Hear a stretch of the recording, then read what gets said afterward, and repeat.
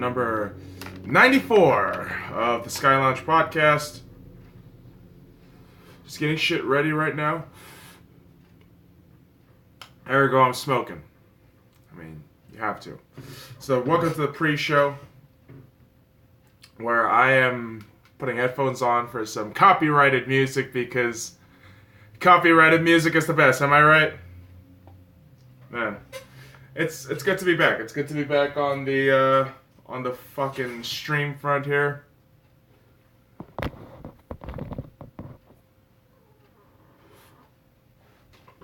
I don't know, I'm not feeling that. There we go. What do we, I think here, boys. There we go. Got the puppy in the background. Man, it's taking the edge off right now. Some, like, it's calm music.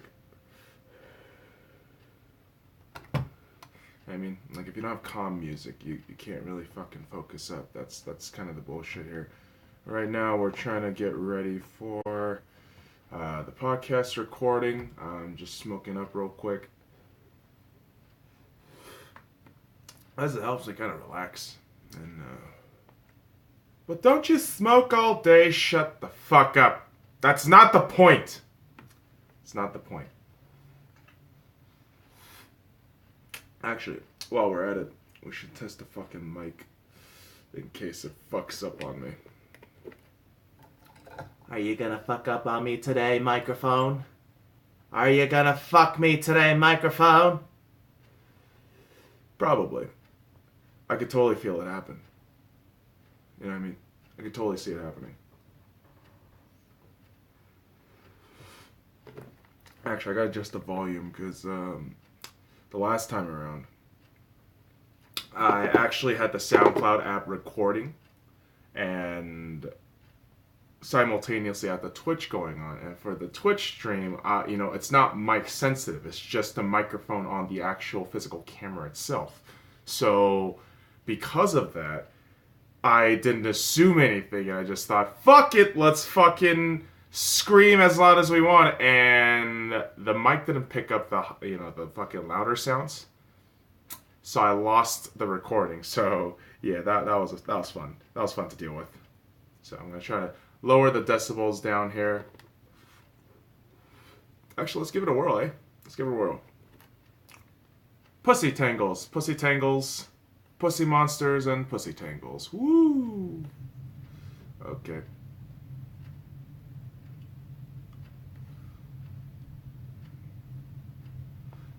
Okay, the pussy tangle microphone check worked. We're good. All right.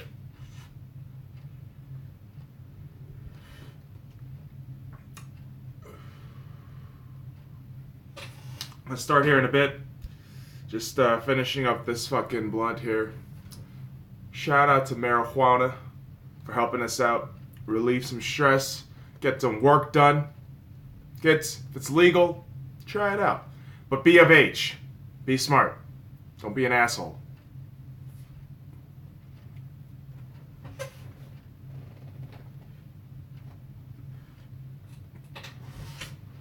So this is the Sky Lounge, where I entertain you for absolutely nothing, pretty much. I'm just here for the jokes, for shits and giggles. So, in a while, I'm gonna be starting the stream, gonna be starting the recording. Once I hit the record on the SoundCloud here, we're a go. We're rolling. We're gonna get everything rolling. So don't you worry, my little pretties.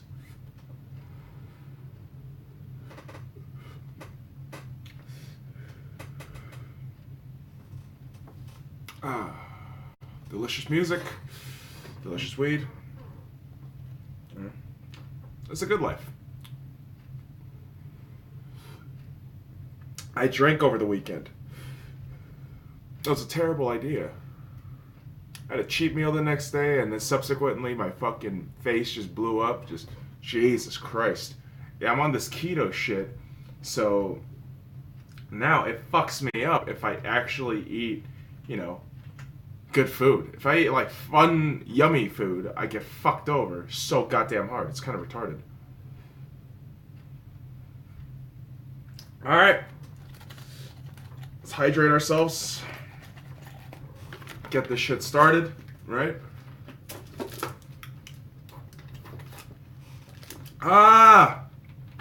Pussy trots. Here we go. Alrighty, give me 1 second getting the script ready. Took a while to write, alright? So I take pride in scripting shit. I really do. There we go.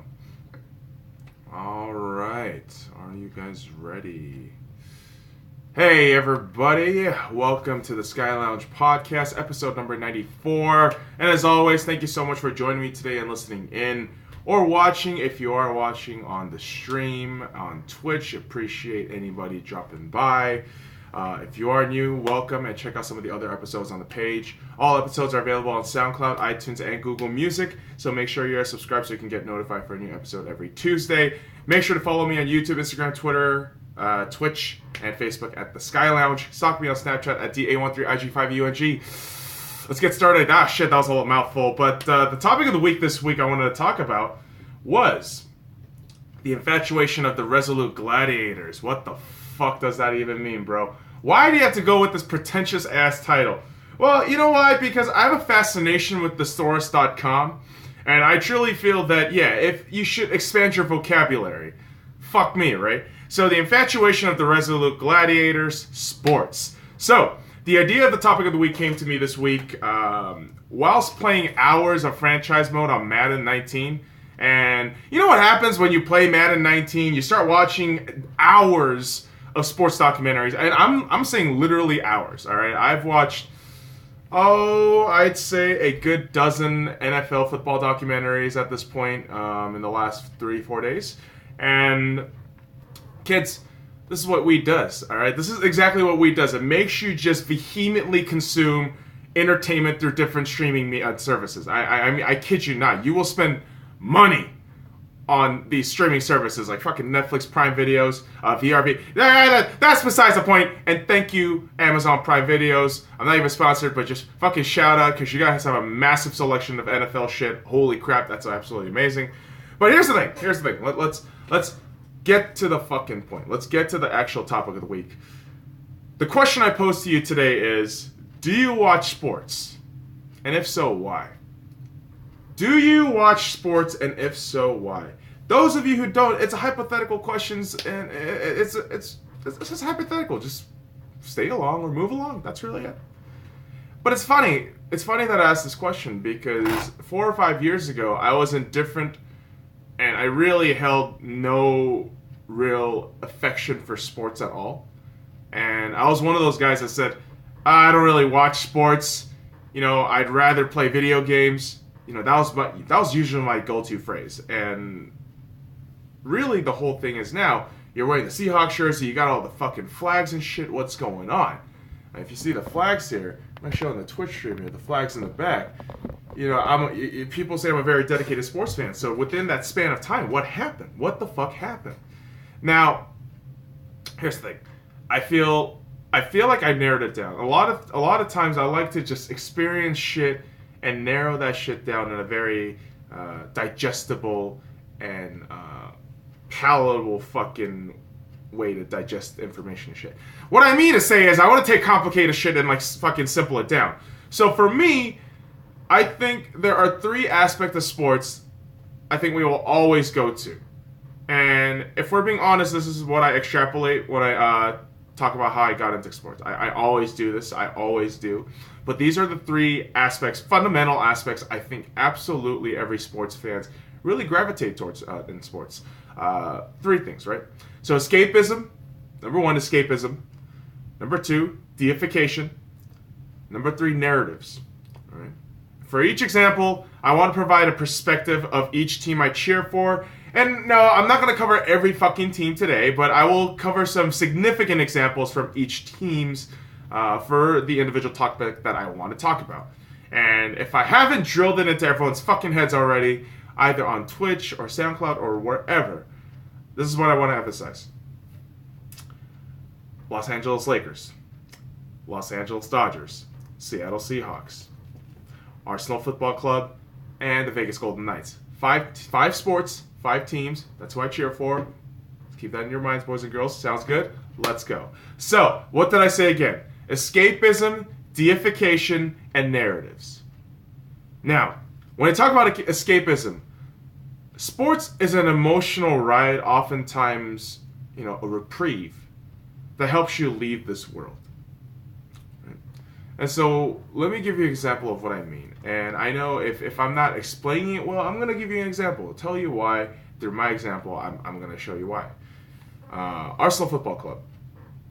So I know I always bitch about Arsenal and their more than mediocre ways, but god damn it, I love this club. I fucking love this club, man. There is no ifs, ands, or buts when it comes to that shit. Cheering on Arsenal during a weekend at a pub is a way for me to just escape from my world and just focus those 90 minutes into the team, its fans, its culture, and having a good fucking time. And, goddamn people always forget that last part. Always forget that last part. Having a good fucking time. Just having a good time, I feel like is more than enough sometimes. And, let's be real. Let's be quite frank. Actual life sucks balls. A lot. Actual balls actual balls, Jesus. Actual life sucks balls sometimes. Jesus, that could have went a weird route there if I kept going, right? But here's the thing. That's the matter of fact. Life can kick you in the dick all the time. But you know what? Sports, in a weird, minuscule way, makes you feel part of something bigger than yourself, right? Something for a common goal, in unity, right? And which is funny because the Latin motto for Arsenal Football Club is Victoria Concordia Crescit, which roughly translates to victory through harmony. So that actually segues it perfectly. And honestly, the escapism really helps the fans just cheer for these teams week in, week out. And also, here's the thing too. Because of these consistent fans and these players just doing great things, what also happens is number 2, deification. Now, through deification, the immortalization of the greatest and best in their element, something about that just reels you in. Right? Something about that just reels you in. I'm going to give you the greatest example. Kobe Bryant. I know, motherfuckers. Oh, he didn't say Michael. I wasn't around when Michael was playing. I was around when Kobe was playing. And here's the thing. I've been a Los Angeles Lakers fan since 1998. 1998. I've been a Lakers fan since 1998. And here's the thing. It was his 3rd season when I came to America, right? And I remember one of the only ways I got familiar with the social circle in America, I had to learn the culture. And learning the culture, you had to just watch what the fuck the kids were doing. And the kids were watching basketball. And what the fuck what's going on in basketball? The Lakers. They were starting to win. Holy shit. And watching Kobe Bryant go through the evolution of the frustrated star that couldn't get over the hump. He just couldn't get over the hump. Like 1998 to 1999, he didn't really have that great of a season, right? And then for him to get over that hump to becoming the 5-time NBA champion, 2-time NBA Finals MVP, 1-time league MVP, 18-time All-Star, who ended his career with, boys and girls, let me go ahead and say this right now, 33,643 points, 7,047 rebounds, 6,306 assists, shoo-in first ballot Hall of Famer, and it was an amazing journey to witness as a fan. Just this deification of a kid. In 98, mind you, he was in his 3rd year. He was still a kid. He came from high school. He came straight from high school. And for him to just become this all-time great player, for us fans to go through the process of this kid being deified, it was watching someone elevate themselves to godlike levels, and it was amazing. And it's right there, right? It's right there, but we're still sitting there in disbelief, like, I can't believe this guy just shot 81 fucking points against the team. I can't believe this guy just shot 60 fucking points in his last game of his career. I can't believe this guy just did this in the last second of an NBA game. And I mean, how many great moments, right? How many great moments? Listen, I can sit here all day and start listing out like a fucking YouTube channel and shit. All of Kobe's great moments, right? But the short and sweet version of it is all of Kobe's great moments really made an indelible imprint on the organizations, the sports, and the fans' minds. And here's the thing, we want to feel that part of history with us as a generation or a player becomes greatness. Like we as fans so desperately, because we're all average. We're all just average people, right? We're all just average people. We want to cling on to this idea of like greatness, of like, wow, I can't believe this guy, he's doing something amazing. I want to be a part of that like, high. I want to be a part of that like just adrenaline. And obviously, though the reality is Father Time gets all great players, and all great players, everything comes to an end, and that was a great thing about Kobe Bryant's legacy. Everything did come to an end, and which is why, whilst everything does come to an end, it also drives the point of the third point, which is narratives. Now, narratives, great narratives and amazing stories are always taken a look. Like they're always worth taking a look at. Always, great stories never get old. Great stories never get old. That's just a fact of the matter, man. And I'll talk to you about a great story in sports. And one of the great stories I was able to be a part of and experience and be there to just witness throughout this journey. The Vegas Golden Knights inaugural season. And let me preface this by saying no one saw this coming. Literally nobody saw the results nor the end coming. Nobody saw this at all. And for the Vegas Golden Knights to do what they did was incredible because it was our first professional sports team. And Vegas born too. They were literally made in Vegas. And from having the doubters since day minus 365 or whatever, a lot of people said it would never work in Vegas since 2016, 2015. I was one of those people. To starting the preseason with the full team, it was looking interesting for the Vegas Golden Knights. And then the Mandalay Bay incident happened and really brushed the city with a feeling of sadness no city should deserve to go through. No, in reality, no one should go through. But the Knights ingratiated themselves in their community because they were able to do what a lot of caring people do, which is show their emotions and show their support. And following that, the Knights start off the season with an 8-0. Like let me just repeat this shit right now. In their first ever season, the Vegas Golden Knights won 8 straight games in a row. Granted, they played 2 games away and then 6 straight at home, and then lost that 9th match against Detroit when Marc-Andre Fleury came down with a concussion, which was a huge problem because in October, all of our goaltenders went down with an injury. And everybody was saying, and everybody said this, they'll fall by Christmas. We were still on top of the Pacific. We were contesting for that Pacific Division all throughout Christmas. They won't make it to the playoffs. That's some bullshit. They will never make it to the playoffs. We won the Pacific Division and were the top 5th or 6th team in the league in terms of attendance, in terms of revenue, in terms of actual league standings. They won't win a series, they said. We swept the Kings in our first ever playoff game in team history. So what the fuck? They will never sniff the Stanley Cup.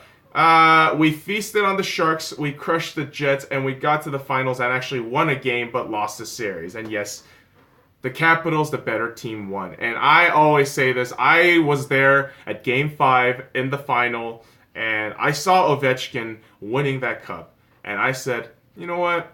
Why would I be mad? And I looked around, and there were dozens of fans finally finishing that fucking narrative of finally, after decades of suffering, after decades of choking leads, after decades of just getting wronged in the finals, they finally won it.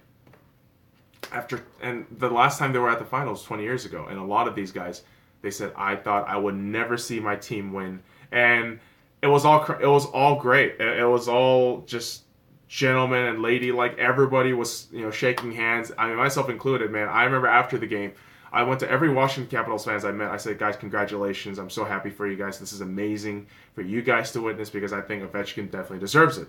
And here's the thing: the story about the Vegas Golden Knights. No one could have witnessed it. No one could have, predicted that shit. But great narratives inspire people to do shit. It motivates them. It gives them great ideas. Like, wow, if they can do this, I can do this, because it's that idea of going through the uncertainty and the probability, but coming through it that much better, that much stronger. And those kind of narratives are so enticing to always witness. So delicious when everything just comes through fruition. It's so great. And great stories keep us fucking hooked. Let's just say that. No questions about it.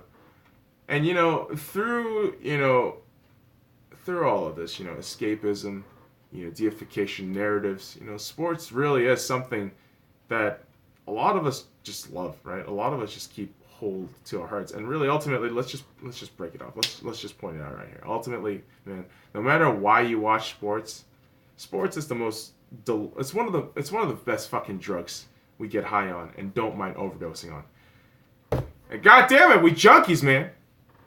We're just goddamn junkies. What can we say? But let's move on to some souse, sports, and other weird shit. Some souse. Alrighty, let's talk about Arsenal. Oh boy, after all that compliment about Arsenal, now we gotta just shit talk Arsenal for a bit. In the Premier League Week 1, here we go. Manchester City, at home, lost 2-0. Why am I not surprised? On August 12th, Arsenal played Manchester City and they lost 2-0 because the goals by Raheem Sterling and Bernardo Silva.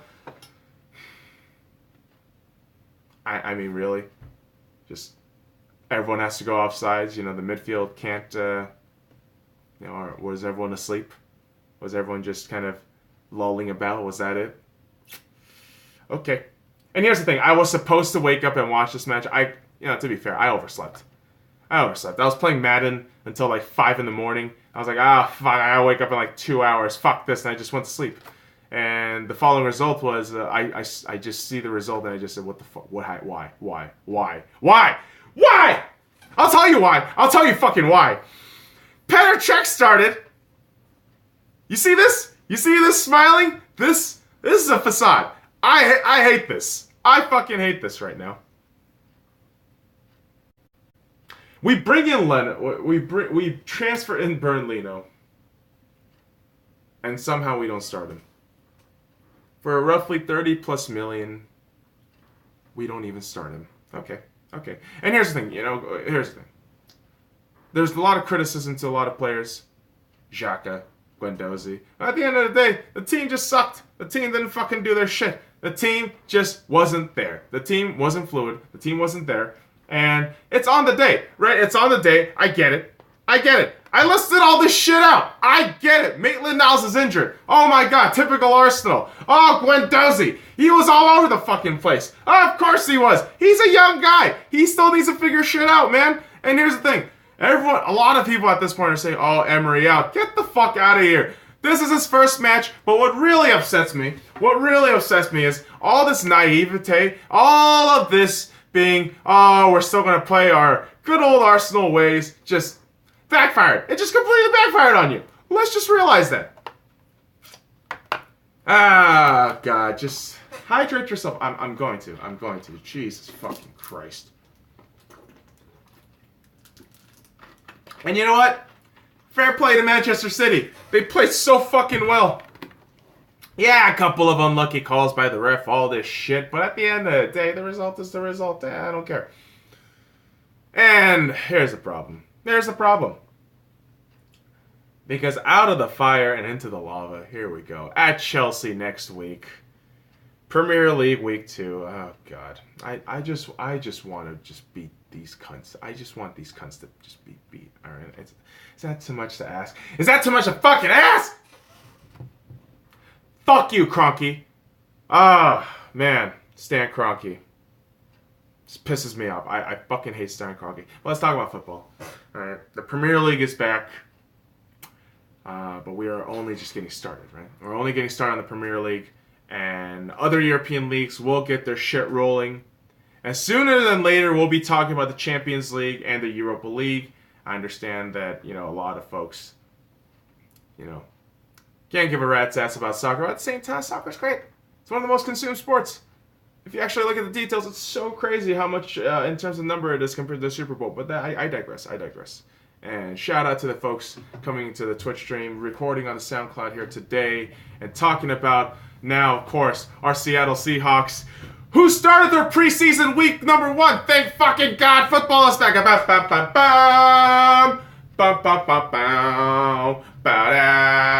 Yes, the Seahawks is back. Holy shit. And we lost! Yeah! Why the fuck does everybody lose?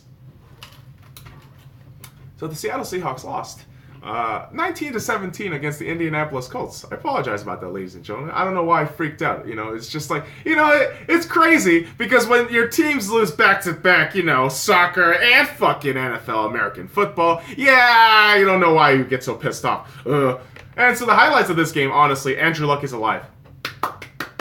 No, honestly, as an objective football fan, Andrew Luck being back is great for football. You do need more quarterbacks in the AFC, man. Come on, the AFC's gotten so fucking boring at this point. Come on, Patriots fans, are you seriously telling me right now that the fucking AFC is fun right now? Oh, fuck you. Fuck you. It's just fucking crazy. And here's the thing. The other highlight of the game, Russell Wilson threw for a touchdown. Shaquem Griffin looks fucking awesome. Our big boss looking motherfucker. So yeah, Shaquem Griffin actually does not have one hand, and I believe that's his left hand. But he is our outside linebacker, and that dude is a stud. That dude is a fucking stud, and I wish him the best of luck. I honestly might get a Bobby Wagner jersey and a Shaquem Griffin jersey real soon.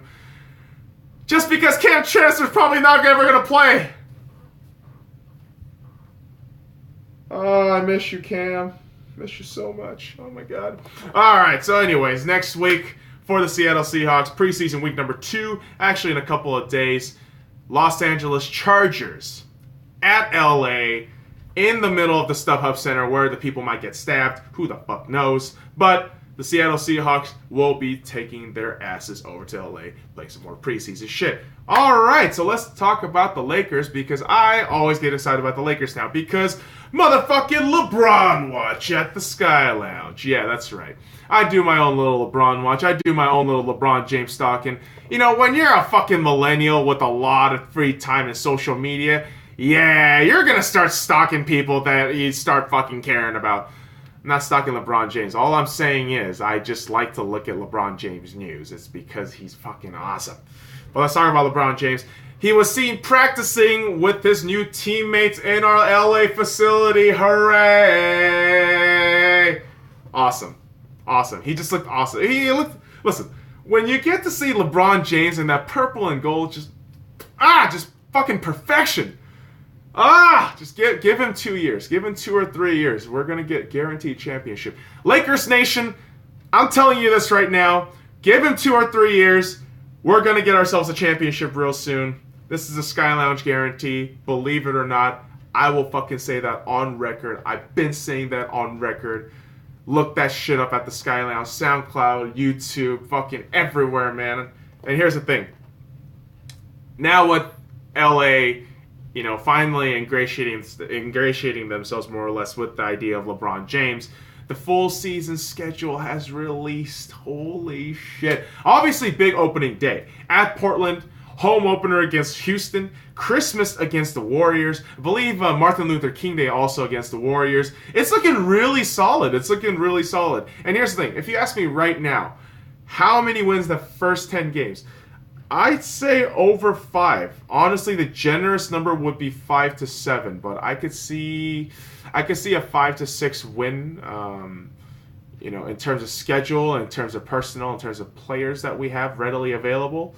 And if you get over 5 wins, for me, as a Lakers fan, I think 5 wins is great. Because obviously, look, listen, any time you start your day at a new workplace, you're going to have to learn new shit. You're going to have to learn new things. And obviously, it's going to take time. You know, not everyone hits the ground running day one, okay? You know, maybe LeBron James might. You know, who the fuck knows? LeBron James might take us to a 10-game winning streak. Who the fuck knows? I don't know. I'm not a prognosticator. I just say shit and just hope that it just comes true because fuck it. And, you know, the rest of the NBA, other full schedules have released major holiday, Christmas, and MLK days. I mean, it's looking great. A lot of great matchups. I can't wait to see the Rockets and OKC. That's going to be a fun one. Just generally the Celtics, and I think the Knicks are playing the Celtics, I hope. Because that's a great little Eastern Conference rivalry that we absolutely want to see. Marking the day for the Celtics and Lakers games, just because the added flavor of Kyrie. And we're going to have Gordon Hayward back. Oh my. That Lakers and Celtics games are going to be so much fun to watch now. And here's the thing, guys. With full season schedules being released for the NBA, in tandem, the NHL has done this as well. And this is where we talk about the Vegas Golden Knights. Because our Vegas boys have been traveling around the country, mostly in the Pacific Northwest area, Idaho, all this shit. I don't know my states. I'm a moron. I don't know my states. But this is the reminder that we are only 2 months away. We are only 2 months away from hockey, boys and girls. And here's some news. Here's some news that we got to share to you. Because despite us being only 2 months away from hockey, we have some big-ass fucking news about the Vegas Golden Knights. And about the NHL in general. The Vegas Golden Knights will have 9. That's right. I'll say it again. The Vegas Golden Knights will have 9 nationally televised games.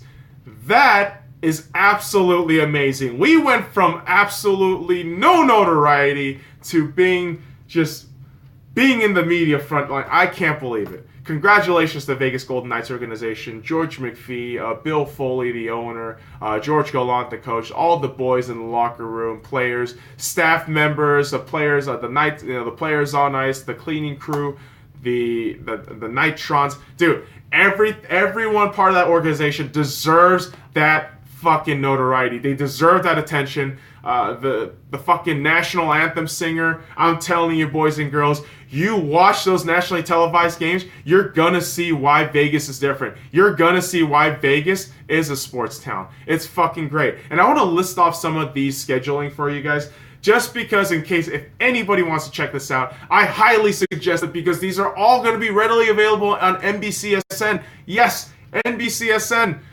I don't care where the fuck you watch it. Try to watch that shit because nationally televised games are still the shit. Sports is the main reason why television isn't dead yet. And god damn it, if you still love sports, you gotta fucking jam into national televised game, boys and girls. And let me talk to you about this. October 4th versus the Philadelphia Flyers at home. I'm a season ticket holder. I am gonna have tickets for those games. More than likely, I'm thinking about either going or selling those tickets. I'm not really sure. October 10th against the Washington Capitals. I can't fucking wait for this game. The revenge of the finals. Can the boys brush off the loss, go to Washington, and win a game away? October 10th is also my birthday, which is kind of fucking weird, but I can't wait. Major hockey matches happen on my birthday. I don't know why, but it just does. But I can't wait for that one. October 30th at Nashville against the Nashville Predators. That's going to be an interesting one. 2 Western Conference powerhouses. I know it's weird to say first season team is going to be a powerhouse, but at the same time, if you look at the roster, if you look at the depth chart, Vegas Golden Knights are going to do fucking well next season, and trust me when I say that. November 14th against the Anaheim Ducks at the T-Mobile Arena here in Las Vegas. I think I'm definitely going to be going to that one as well. November 27th at Chicago against the Blackhawks. Whew. A historic organization versus a new organization. One of the original 6 versus a new organization in the expansion team. That's going to be great to see. Just January 23rd against Nashville Predators at home. Again, our noise versus their noise. We're going to see who's louder. February 20th against the Boston Bruins.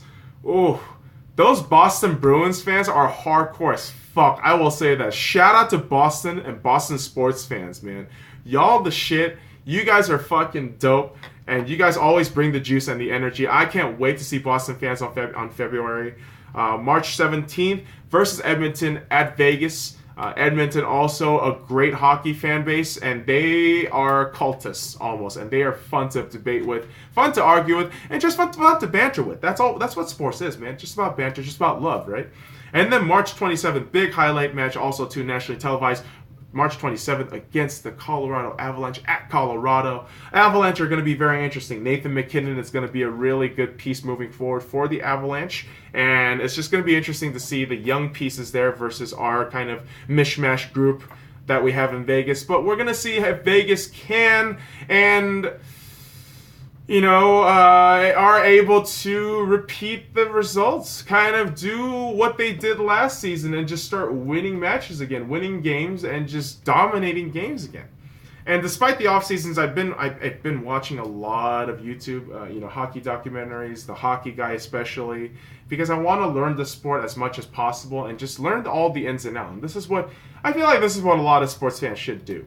Learn the history of the sport, learn what the sport is all about, just digest the sport as much as possible if you want to learn. If you want to be a true fan, absolutely learn the history, learn the context, learn everything you can, witness the experience. And the great thing about video games is now we can actually simulate and learn rules as we go, as we simulate our own thought process onto games. This is why game simulations of sports are fucking amazing. EA Sports, fuck you, but we love you. And I want to talk about the Dodgers real quick. Kenley Jansen was taken off the game due to an irregular heartbeat. Good God, man. Safe recoveries, and hopefully you're back to the Dodgers, to get us back in the World Series. I mean, and I heard that he does feel much better, but man, that just sucks to hear. Irregular heartbeat is no fucking joke, boys and girls, and more than likely by the end of the season, I'm going to probably get the MLB game just to start learning baseball too during their off season and just start understanding what's going on in the landscape of baseball. And in terms of sports, man, I just try to digest everything I can. I'm like a junkie with this shit. If you tell me like, hey, there's a weird cricket shit, I'm like, cricket's weird. They're like, hey, yo, but there's this weird shit. And I'm like, tell me more. It's like you giving me a porn genre I never heard of. Like, hey, have you heard of a bit of femdom? I'm like, what the fuck is that? Oh, buddy, you're about to witness some shit. Sometimes quite literally shit. And remember, all weekly writing is on the SoundCloud description, and I will also include it in the description for the Twitch page. The links are all going to be there. You get to see what kind of fucked up shit goes in this brain in terms of writing. So the weekly writing number 30, romance. Oh, Lord. I wanted to make, and here's the thing. I don't want to stick to that conventional love story shit. I'm not great at that kind of stuff. I'm not the best at that. I don't do well and tell them, oh, he loved me, I love her. Now, fuck that shit. I don't do well in terms of that. But I wanted to make a tragic love story that revolved around just inevitability of just everything just crumbling down. And honestly, I wanted to make it something slight. It had positive moments, but it's that inevitability of like, indifference. Like that's what I want to kind of end it with, and it hopefully does come across as that. And so the story revolves around the prostitute and John's romantic relationship. And obviously, when I say tragic love, I mean, it does not have a happy ending for you boys and girls. If you don't want to read some tragic, some depressing ass shit, don't fucking read it. I'm telling you right now, it might ruin your day. Or it might make you laugh. I honestly don't know. Who the fuck knows? We'll see. But fuck you. Deal with some sadness sometimes. It's good. It's healthy for you to deal with sadness. It's always good. Let those negative emotions in, digest it, and poop it out. That's what you gotta do. But shout out to Life Experience and Samurai Champloo, episode 11, Gamblers and Gallantry, for the inspiration. Fucking great piece of anime if you haven't checked it out already. Weekly film number 30, though. After the writing... Well, actually, I did the writing way after watching the film. But for weekly writing, I generally want to, skeleton the idea throughout the week and add pieces as I go. And I procrastinate a lot. So I do the writing maybe on Monday right before I air the episode, i.e. doing it 30 minutes before I record it right now. So, what the fuck? It doesn't matter. But weekly film number 30, The Seventh Seal. Ooh, 1957, The Seventh Seal, a recommended film. And I wanted to check out a foreign film for a long time. I've been saying this, I've been meaning to check out all this shit, but I finally found something that I was really interested in. And, again, based on a recommendation, a shout out again, And seriously, it's been fucking forever since I've seen a foreign film, and it's a classic film at that. And the major thing is it's a Swedish foreign film. I've never seen a Swedish film before, and so the plot revolves heavily around a group of misfits, so to speak, during the Black Plague, trying to move their group along the coast to avoid the plague as long as possible. And it really is a character study. It feels kind of educational at points where they're like, oh shit, there's some fucked up Black Plague shit going on. People are just dying left and right. It's like, yeah, of course, there's part of this where you want to try to put some authenticity to it. And to be honest, there is not a whole lot in the plot department here. There really isn't. The film really is about the characters, and it's a character study film, pretty much. And how I look at it is, this is where the film absolutely gets everything right. Characters and depiction of humanity and just these very metaphysical ideas it's pretty genius if you think about it. So let's start with the Knight, the Antonius Black character. Antonius Black, the Knight. In terms of character study, Block is absolutely fascinating because he represents the human frailty. He really does represent humans just in general. A knight returning for the Crusades with his fate shaken and more or less just in the dark about where his placement is, his existence is it. And Block's curiosity throughout the film just gravitates people towards him, but also pushes people away because they could see this man just looking into the abyss for questions. And at the very last moment, it's kind of like he accepts humanity. A lot of these things is a character study, and you get to see why human beings are so frail. Human beings are where they are because yes, we are very teeter-totter. We don't settle on emotions, and this is embodied in this Knight. And honestly, it's a fascinating depiction, and the actor is phenomenal. This guy is absolutely fucking phenomenal. If someone can look that up for me, if any time. But fantastic actor, and the language really, you don't have to understand it to really feel that fucking drive and passion through the language. And yes, there are other characters, and they really do more or less heavily revolve around Antonius Black and death. And Yoff, Mia, the blacksmith's dirty whore wife, douchebag thief who almost raped someone, the near rape victim, and the questionable scumbag squire who battles off douchebag, so he's not a douche. It's an interesting character study. Let's just say that shit. Fuck, this movie gets confusing just describing it to people who've never watched this movie, by the way. But the different characters emphasize really the futility of human life and human bullshit. It really does. It really shows you that, dude, life is kind of meaningless in the face of death. And people are all assholes. People are just fucking pieces of shit.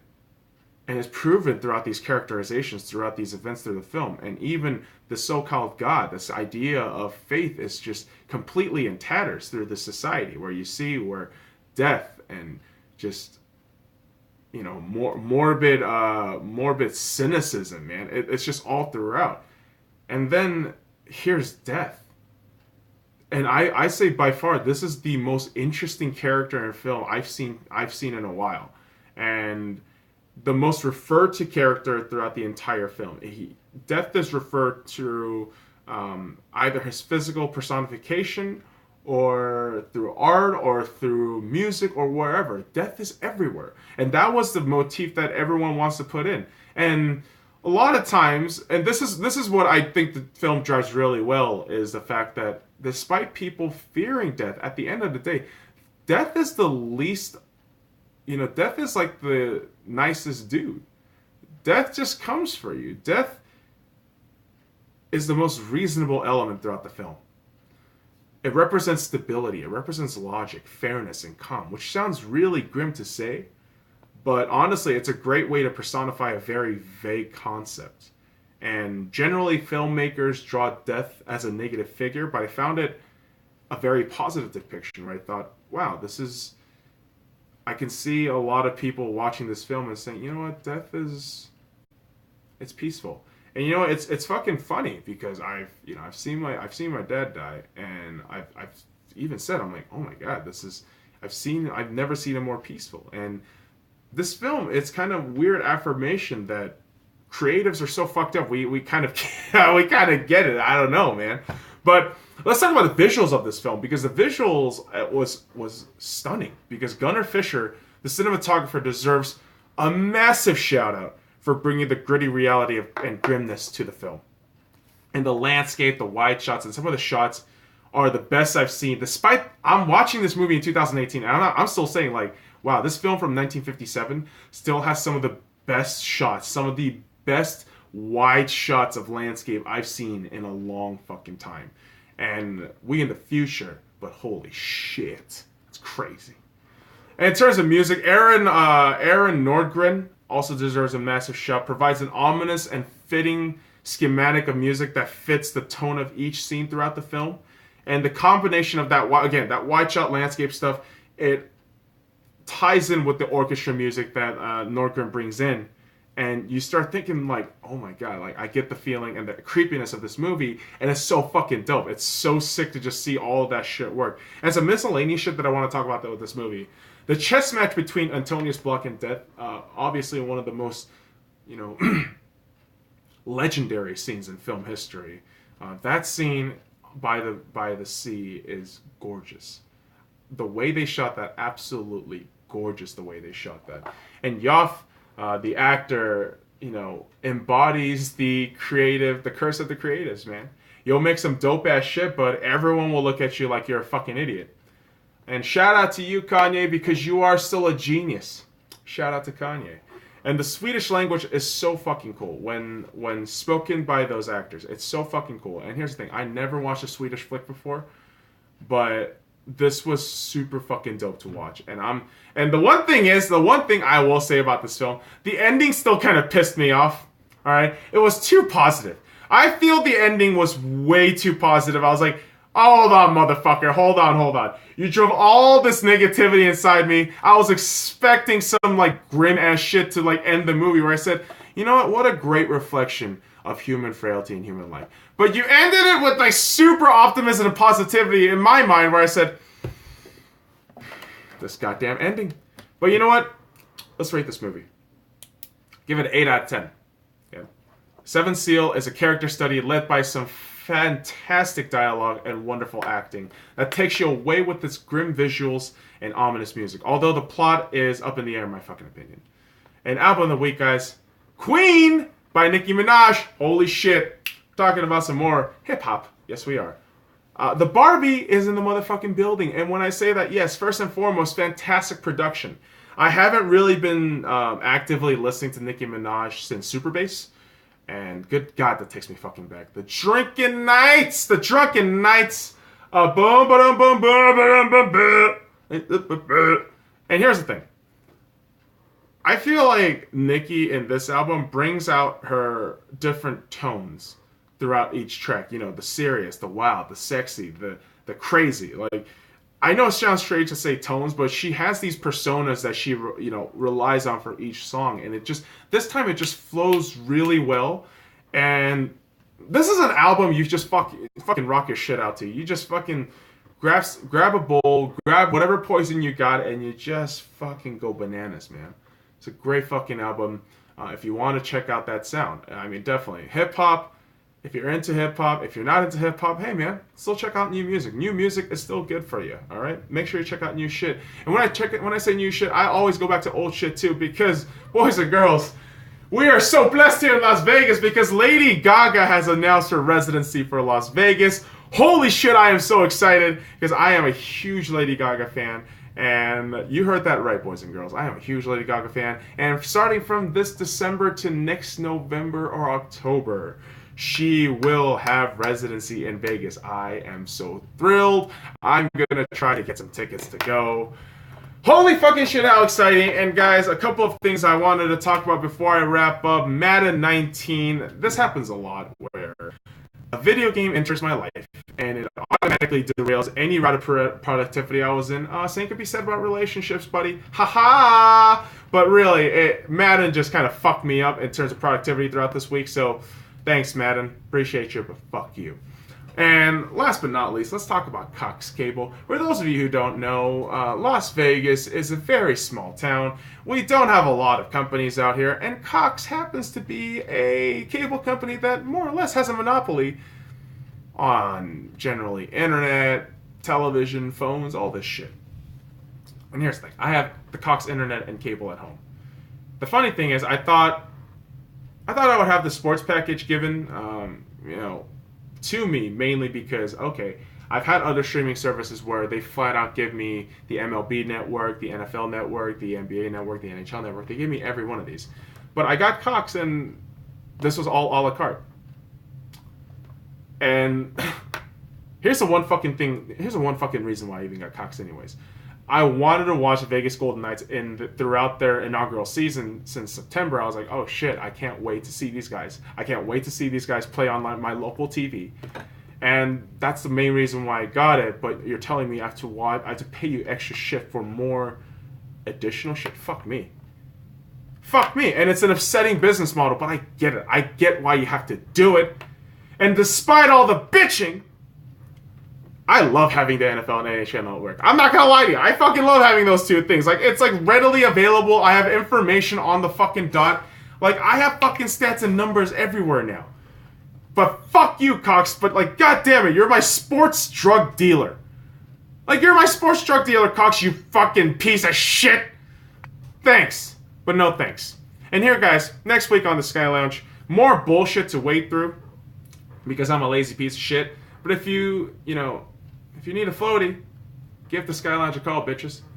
What a weird way to fucking wade through that shit again. But thank you guys, alright. And again, thank you guys for joining me this week. Make sure you are subscribed on SoundCloud, iTunes, and Google Music for a new episode every Tuesday. Make sure to follow me on YouTube, Instagram, Twitch, and Twitter, and Facebook. At the Sky Lounge, stalk me on Snapchat at DA13IG5EUNG. Now, fuck off. Oh. And that's it for the episode, guys. Alright, well, thank you, if you have been watching, for joining me here, recording the episode on Twitch. I have recorded the episode on the SoundCloud via the fucking tablet here. But once again, we're just here today, recording some shit. Oh, boy. Yeah, listening to all that shit just fucking hurts my ears, but yeah, it's been good. Everything's been good. I've had a cheat weekend going on, so the face is all puffed up. I gotta fix that shit up right away. Meaning I gotta stop eating. I gotta stop eating carbs again. Yeah, I had carbs. I had carbs this weekend, and delicious as it may be, Jesus fucking Christ, just don't do it. Okay, just don't do it. Okay, don't do it. It's bad. Okay, it's bad. Okay, because it's bad for you, and you're gonna get pimples in your face. Okay, you get herpes. Okay, but yeah, that's about it. Well, yeah, if you guys were joining, thanks. I'll be back probably a little later if I do anything. But Chubby Cheeks is out. Alvin and the Chipmunk bitches. Woo! Shit. I fucked that up, didn't I?